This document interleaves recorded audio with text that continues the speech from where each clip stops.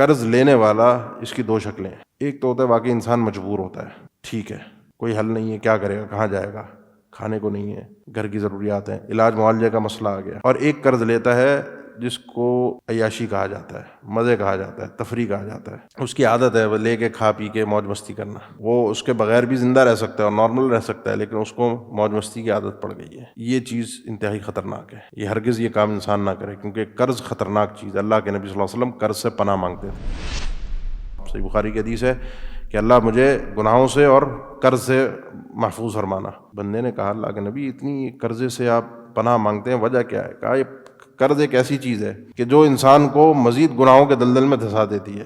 پھر بات کرے گا جھوٹ بولے گا، وعدہ کرے گا وعدہ خلافی کرے گا ادائیگی میں.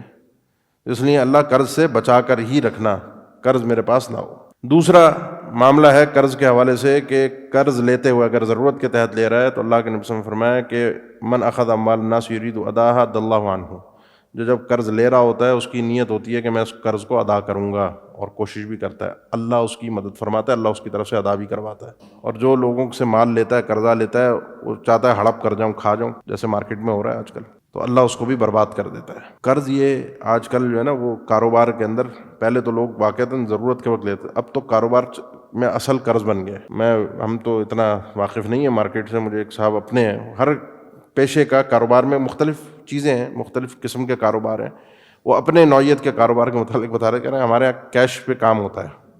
میں آج کل کیش پہ کام کر رہا ہوں. کیش پہ کام کس طرح ہوتا ہے؟ یعنی کیش پہ کام یہ ہے کہ 45 دن میں پیمنٹ مل جاتی ہے. یعنی آج میں مال دوں گا، 45 دن کے اندر مجھے پیمنٹ کرے گا. اس کو کیش کہتے ہیں. ایسے نہیں ہے آپ دکان پہ گئے، آپ نے چیز خریدی اور پیسے دیے، وہ کیش نہیں ہے. 45 دن کیش ہے.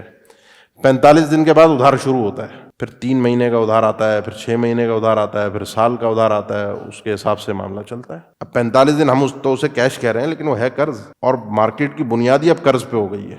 ہر آدمی قرض پہ ہی کام کر رہا ہے اور گھوم رہا ہے. اسی لیے تو تباہ و برباد ہو جاتے ہیں. کوئی چیز رک گئی، کوئی چیز معاملہ اٹک گیا، کوئی چیز ہو گیا، تباہ و برباد. اور پھر جس نے لینے ہوتے ہیں وہ دیکھ کے کوڑ رہا ہوتا ہے کہ اس نے میرا قرضہ دینا ہے، نہیں دے رہا، کہہ رہا نہیں ہے. اور پھر ہوتا کیا ہے، وہ دیکھتا ہے وہ حج پہ بھی گیا ہے، وہ عمرے پہ بھی گیا ہے، وہ اپنے بچوں کو گھمانے بھی لے کر جا رہا ہے، وہ ہر ہفتے ہوٹل پہ بیٹھا ہوا، کسی اچھے ہوٹل پہ بیٹھا ہوا 40-50 ہزار روپے کی دعوتیں اور کھانے اڑا رہا ہوتا ہے.